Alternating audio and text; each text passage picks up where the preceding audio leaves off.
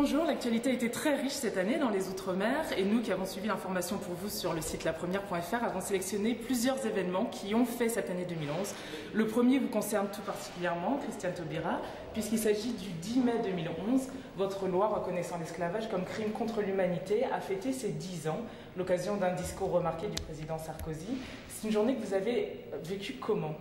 Alors, un discours d'autant plus remarqué que durant les 2 années précédentes, le président de la République s'était abstenu de participer à cette commémoration qui est inscrite dans la loi et qui est donc une obligation vis-à-vis des autorités de l'État. Donc, on a remarqué sa présence et on a aussi remarqué le discours puisqu'il a fait l'effort, enfin, de dire ce que furent la traite négrière et l'esclavage. Ce ne fut pas seulement une commémoration d'abolition, mais bien le rappel, la mémoire commune sur des événements extrêmement longs, extrêmement douloureux et en même temps extrêmement créatifs grâce aux esclaves, aux nègres marrons, aux femmes, à tous ceux qui ont inventé langue, religion, les arts, les expressions différentes, les formes de résistance. Il y a un autre événement sur lequel nous souhaitons revenir et qui vous concerne également, puisqu'il s'agit de la découverte de pétrole en Guyane, qui inquiète notamment les défenseurs de l'environnement par rapport à la mangrove qui pourrait être menacée en cas d'accident. C'est une découverte qui vous inquiète, vous aussi, Christiane Taubira? Alors, les habitants de Guyane eux-mêmes se posent des questions et je crois qu'on essaie de les faire rêver autour d'un développement introuvable, alors que ça n'est pas le pétrole extrait à 150 km des côtes de Guyane, c'est-à-dire qu'on n'y verra rien, et même on n'y verra que du feu, j'espère pas du vrai feu, et ce n'est pas ça qui va assurer le développement. Nous avons, pour ma part, j'ai une inquiétude sur l'environnement, notamment du point de vue de la désinvolture de l'État. Le plan d'État, le plan Polmar, est basé sur une hypothèse de dégazage sauvage, créant une nappe de 100 mètres sur 50 mètres. C'est une plaisanterie. En ce moment, au Brésil, il y a une marée noire provoquée par la société Chevron, qui, comme Shell, relève de la catégorie A des pétroliers, et est quand même en profondeur plus courte, puisque Chevron est à 1200 mètres de profondeur, Shell sera chez nous à 5700 mètres de profondeur, Chevron est à 370 km des côtes, Shell sera à 150 km des côtes. Nous avons de la mangrove tout le long du littoral. Le gouvernement ne peut pas se permettre d'être aussi désinvolte, a fortiori dans cette conjoncture, dans cette actualité où une marée noire peut survenir sur une grande entreprise. Donc vous considérez qu'il n'a pas présenté de garantie concernant la préservation de l'environnement sur ce sujet? Je pense que le gouvernement est vraiment désinvolte et pour moi l'accusation est grave.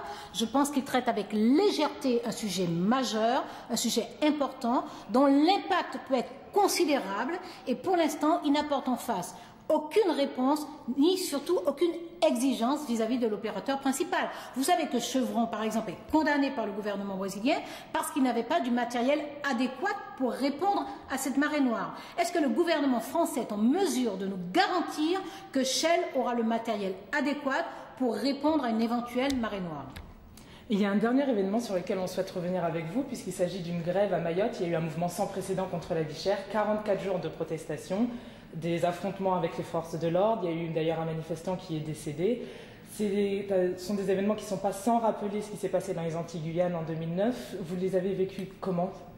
D'abord en amitié, en solidarité avec les Mahorais, et en me demandant si cette départementalisation ne risque pas d'être un marché de dupes. Et je le dis très clairement à l'égard de l'État, c'est-à-dire que la loi elle-même prévoit une adaptation progressive, une égalisation progressive. Il faut qu'on interroge un peu l'histoire et savoir que pour les autres départements d'outre-mer, de la loi de 1946, il a fallu parfois 50 ans pour cette fameuse égalité. Donc j'espère que ça n'est pas ce qu'on réserve aux Mahorais. Ensuite, il faut qu'on comprenne qu'on ne peut pas durablement, définitivement, gagner contre la géographie. On ne fait pas la guerre à la géographie. Mayotte est une île, et une île parmi des îles. Il faut donc réfléchir en termes de bassin, en termes de région, pour savoir comment on crée un développement harmonieux. Et non pas larguer les Mahorais avec tous les inconvénients de nos départementalisations, c'est-à-dire des situations de monopole, notamment sur les produits et les biens de première nécessité, et des situations géopolitiques non réglées, parce que par exemple la densité démographique qui pèse sur les conditions de vie et qui pèse aussi sur des écosystèmes fragiles, tout cela c'est lié au fait qu'on ne regarde pas Mayotte comme île parmi d'autres îles. Merci beaucoup. Et si vous deviez souhaiter que 2012 se déroule d'une certaine façon dans les Outre-mer, qu'est-ce que vous souhaiteriez? La fin de la censure, par exemple, puisque je l'ai vu revenir en Nouvelle-Calédonie, et sur quelque chose d'extrêmement important. L'ordre et la morale. La capacité, voilà, pour les gens d'avoir des éléments et d'en débattre. Donc la fin de la censure. 2012, c'est le centenaire de la naissance du grand poète guyanais Léon Gontran Damas. Et Léon Gontran Damas avait été censuré puisque son recueil de poèmes Pigments avait été interdit en 1939. C'était le début du XXe siècle. J'espère que nous allons entrer tous résolument dans les Outre-mer au XXIe siècle. Merci beaucoup.